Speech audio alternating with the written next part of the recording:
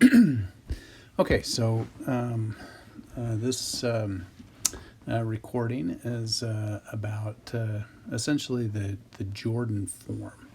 Okay, so we saw in class that if the algebraic multiplicity equals the geometric multiplicity for every eigenvalue, then there are n linearly independent eigenvectors.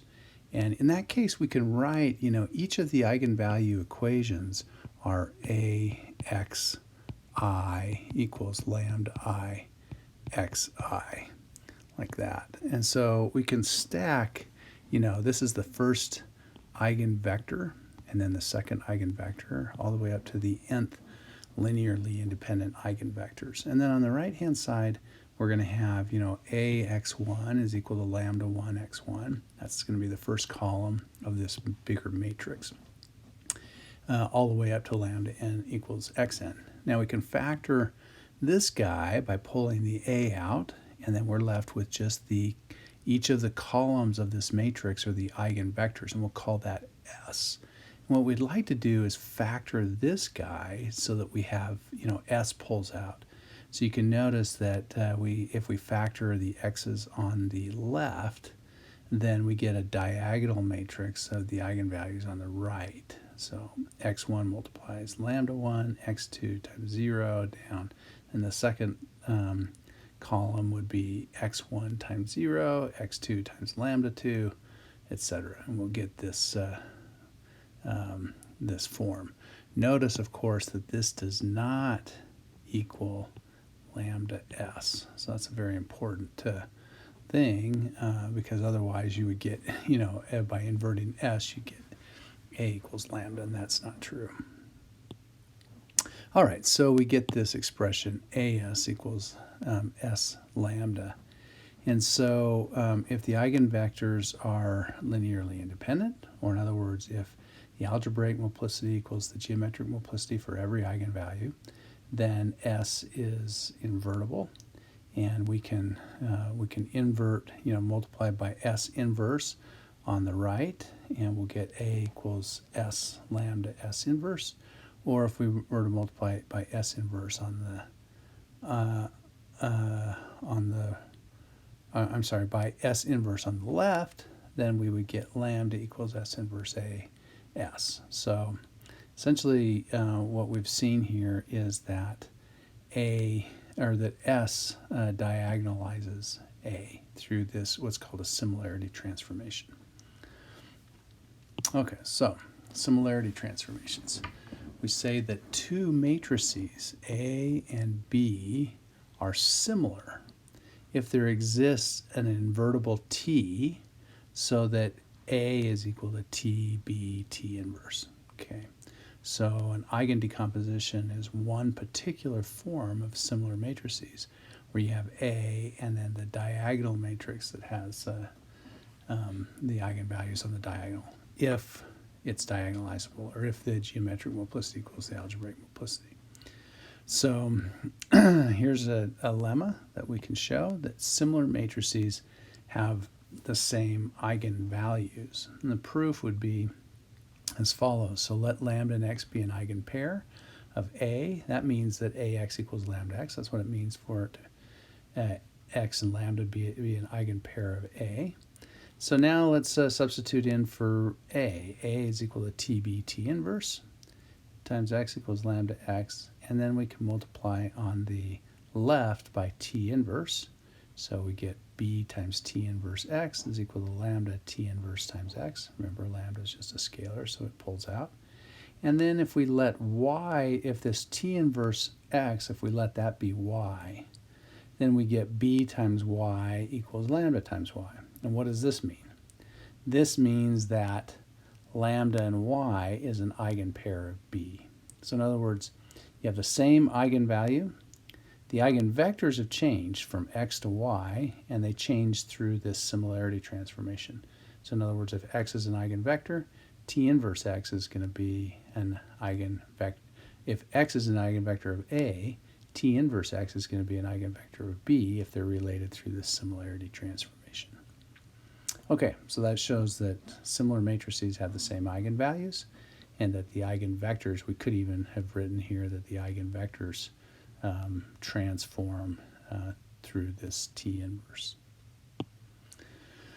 All right, so that brings us to what we're going to call the the Jordan form, because that we saw that we can diagonalize A through the eigenvectors as long as the algebraic multiplicity equals the geometric multiplicity for every single eigenvalue. So now, what happens if the algebraic multiplicity does not equal the geometric multiplicity? Remember, the algebraic multiplicity is, for a particular eigenvalue, is how many times that eigenvalue is repeated in the characteristic polynomial. And the geometric multiplicity is the dimension of the null space of lambda I minus A. Suppose they're not equal for some eigenvalue, then what happens? Well, we can't diagonalize A using a similarity transformation. But we can almost diagonalize A.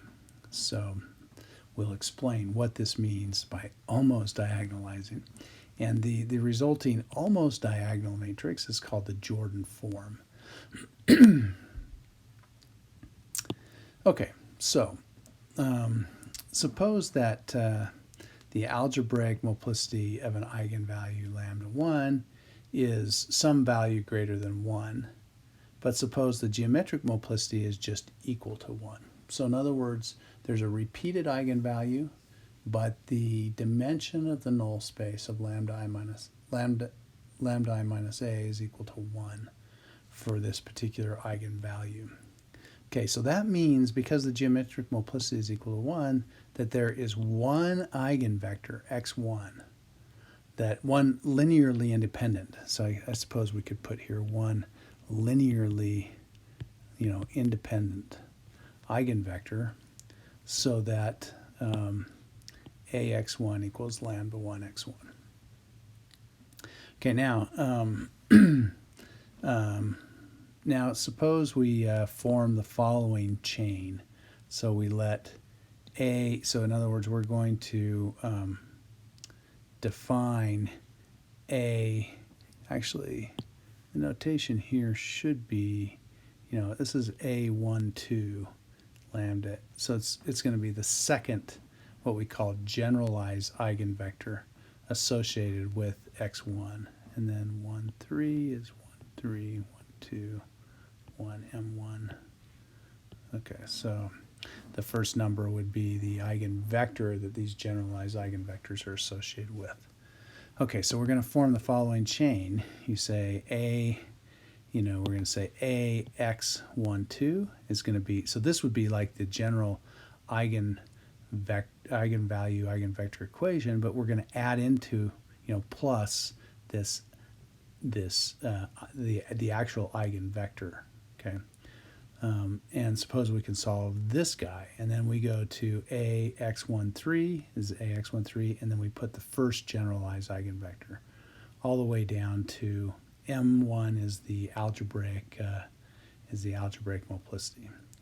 Okay, so when we solve in this way, these vectors, which x12 up to x1m, are called the generalized eigenvectors of,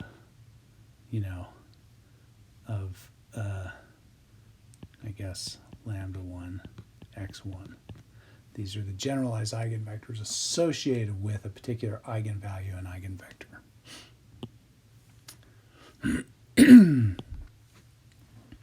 Okay, now, if we can solve these equations, we'll talk about when we can here in a little bit, then we can write the generalized eigenvector equations as follows. We can say ax1, and then, again, this would be x12 up to x1m, x1, x12 up to x1m1. And in each of those cases, notice this first equation, the first column here, this first column and this first column of the combined would be, AX1 is equal to, and then we have x1. That's this column times x1, ax1. What's the second one?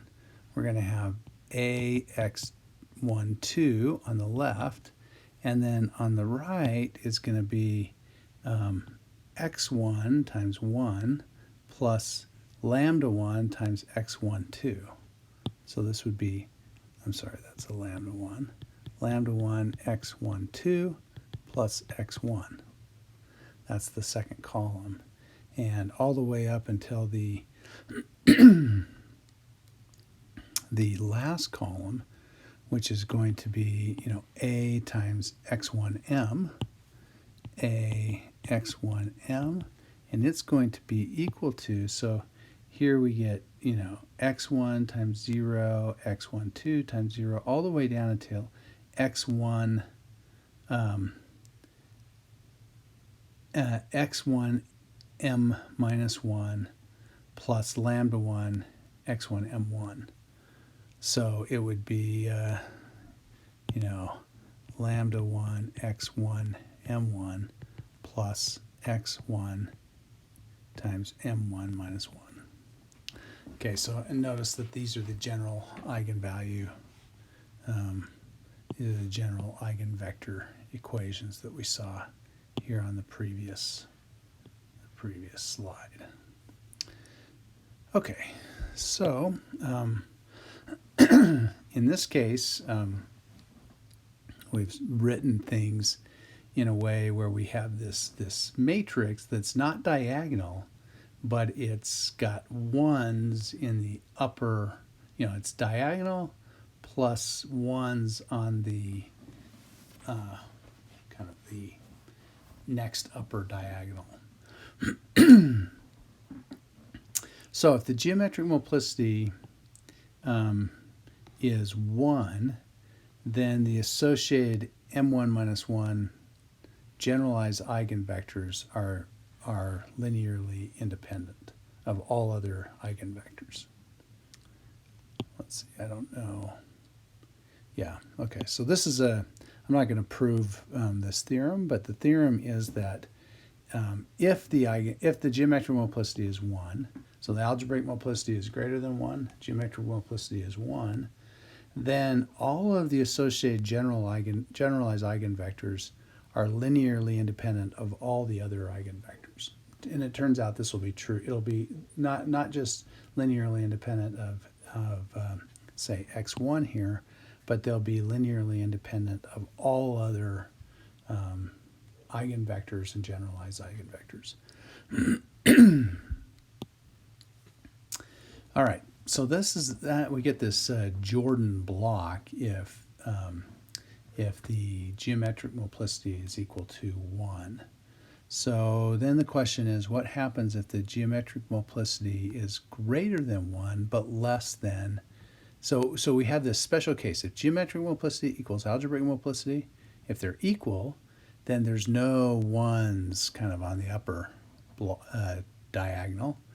If the algebraic or geometric multiplicity is equal to 1, which is strictly less than the algebraic multiplicity, then we get this Jordan block, right, where the ones are on the upper diagonal. So what happens if it's in between 1 and the algebraic multiplicity? Then we have sort of a more complicated result. There's going to be precisely,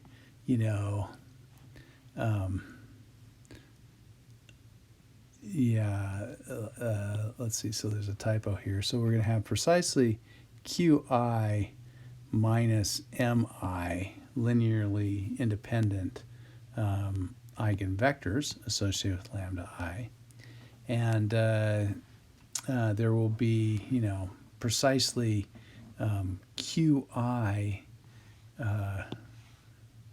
Jordan blocks associated with lambda I.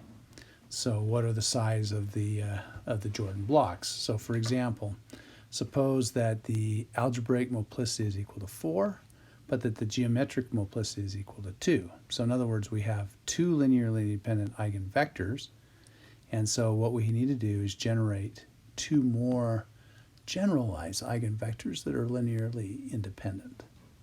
Okay, so if we have, if there are two generalized eigenvectors, then the Jordan blocks, could look like, you're going to have these. You could have with one particular eigenvector, you might be able to generate two generalized eigenvectors. So you would have a block that looks like this, and then the second real eigenvector would not have a Jordan block. So in other words, the Jordan block associated with eigenvalue 1 could either have this upper so in other words, this structure here would say that we've got this guy and that guy. So in other words, the first eigenvector has two generalized eigenvectors, and the second eigenvector does not have any generalized eigenvectors.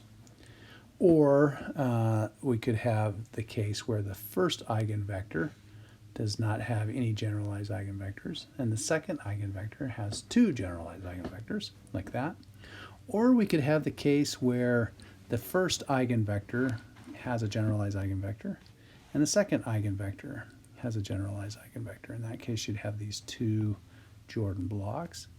And in that case, this the Jordan, the Jordan block associated with lambda 1 would have, this thing says the first eigenvector associated with lambda 1 has a generalized eigenvector, and then the second eigenvector has a generalized eigenvector. And, the question is which option is correct. And, unfortunately, there's no really good answer. So what we have to do is we have to basically try and see. You start with the first eigenvector, you generate generalized eigenvectors, check if they're linearly independent, and you keep doing it until they're not linearly independent, and then you go to the second eigenvector. So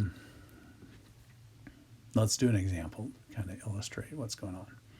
Okay, so here is A, and if we take the determinant of lambda I minus A, so it's upper triangular, so when we do lambda I minus A, we get lambda minus 1 along the diagonal. When we take the determinant, it's just going to be lambda minus 1 to the fourth. Okay, so we have one eigenvalue, lambda 1 equals 1, and the algebraic multiplicity is equal to 4. Okay, so now let's look at the dimension of the null space of this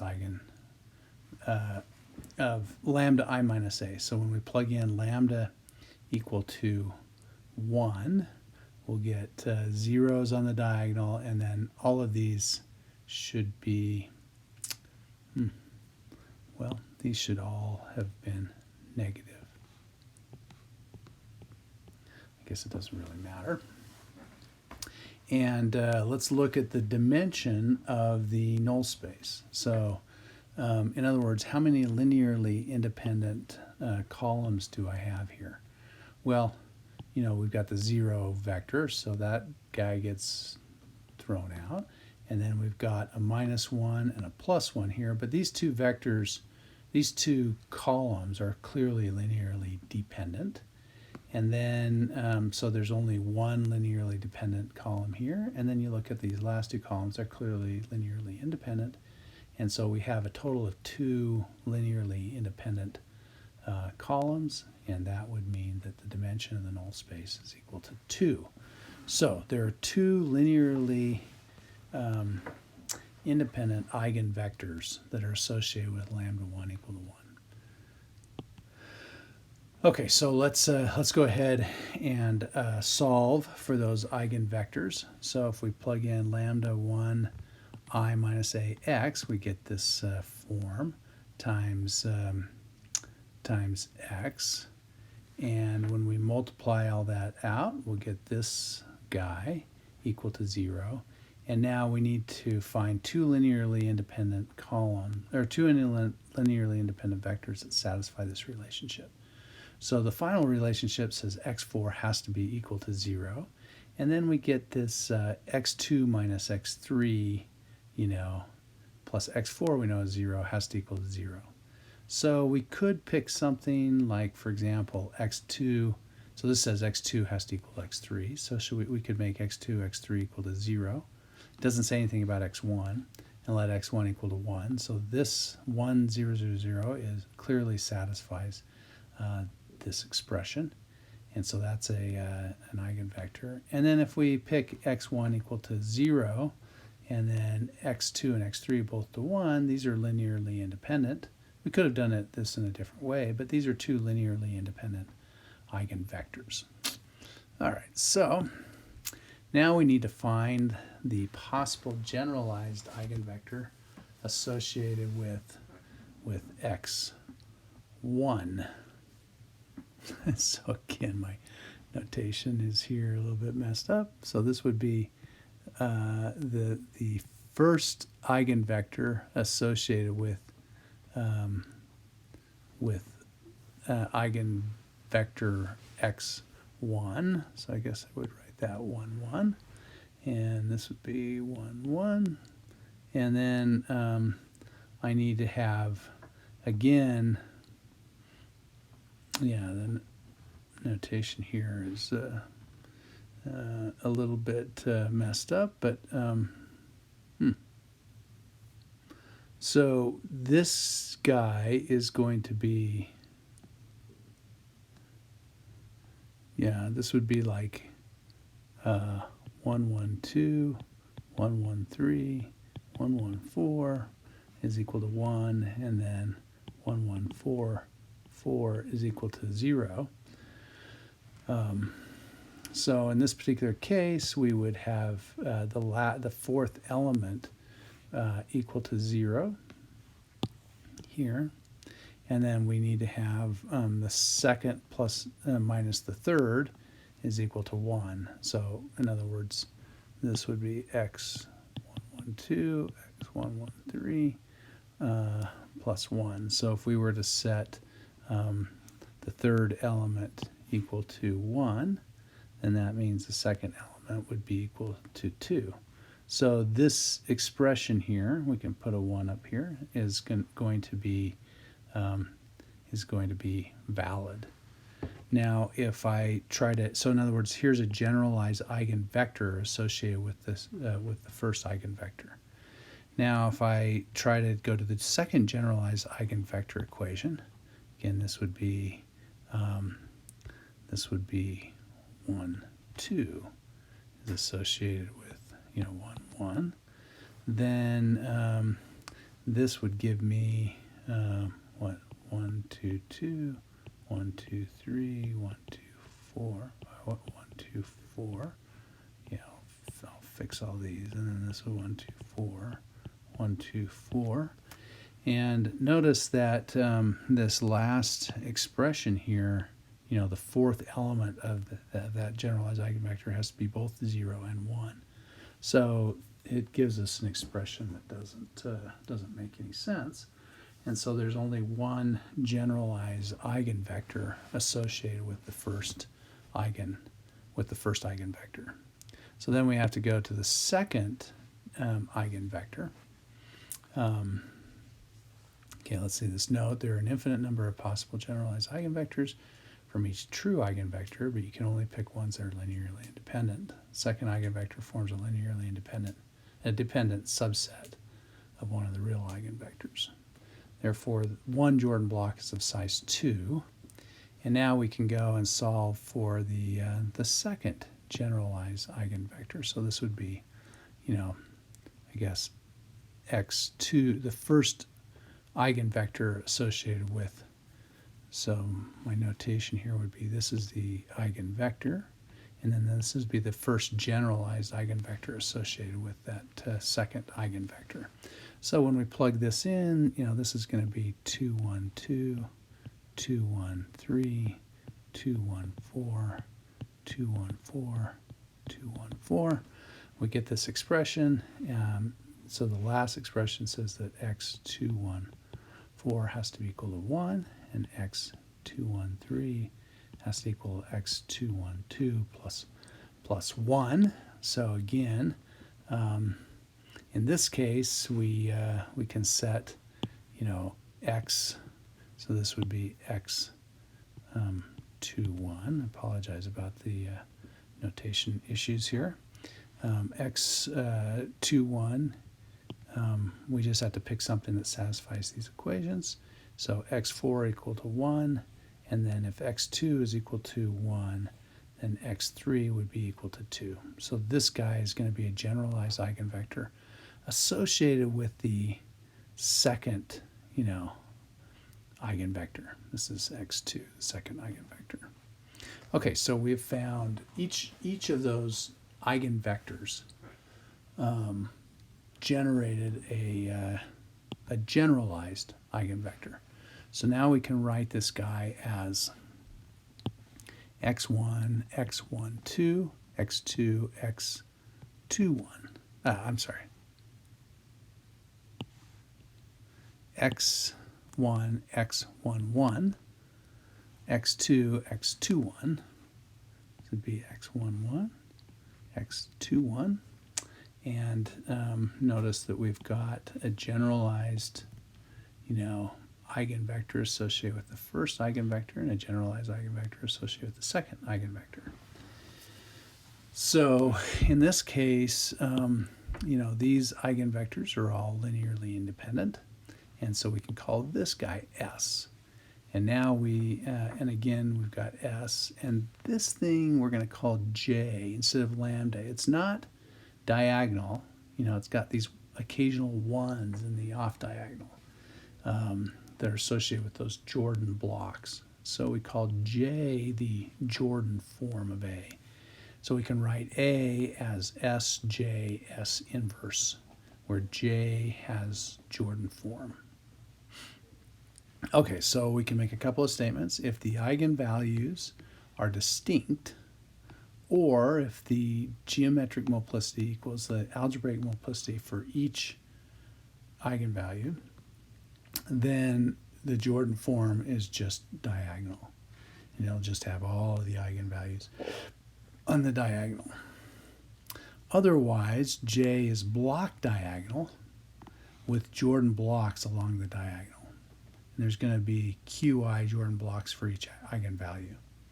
So whatever the algebraic multiplicity is, or the geometric multiplicity, that's how many Jordan blocks there'll be for each particular eigenvalue. So for example, let's just kind of play a little game here.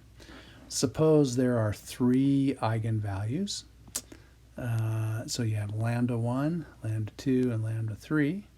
And suppose that the algebraic multiplicity for lambda 1 is 1, the algebraic multiplicity for lambda 2 is 2, and the algebraic multiplicity for lambda 3 is 3, and that the geometric multiplicity for lambda 1 is 1, geometric multiplicity for lambda 2 is 2, geometric multiplicity for lambda 3 is 2. Then there's, what are the possible Jordan forms? So notice, because M1 equals Q1, for lambda 1, there's only one eigenvector. So you've got this Jordan block that's just going to be a 1 by 1. Now, second, we have the algebraic multiplicity for the second eigenvalue is equal to the algebraic multiplicity for the algebraic multiplicity equals the geometric multiplicity for lambda 2. So there's only one possible Jordan block, and it's going to be, because it's equal to 2, we're going to have this Jordan block, that's just a 2 by 2 Jordan block like that. But because the algebraic multiplicity does not equal the geometric multiplicity for the third one, we have and the geometric multiplicity is not equal to 1 in this particular case, then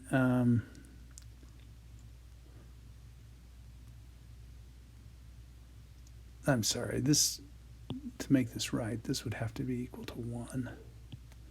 Yeah, if the geometric multiplicity equals the algebraic multiplicity, then there would be no then the way I have it stated here, then this guy would be 0. So in this case, the algebraic multiplicity for the third one, because the geometric multiplicity is not equal to 1, and it's not equal to the algebraic multiplicity, then we have this there's two eigenvectors, linearly independent eigenvectors, and then one of them will have a generalized eigenvector. So in this case, this would be the third eigenvalue. So in this case, the first eigenvector has a generalized eigenvector, and the second one does not. In this case, the first eigenvector does not have a generalized eigenvector, but the second one does. Okay, so these are the two possible Jordan forms. I'm sorry, I'll go back and correct all these typos. Okay, that ends our discussion of the Jordan form of a matrix.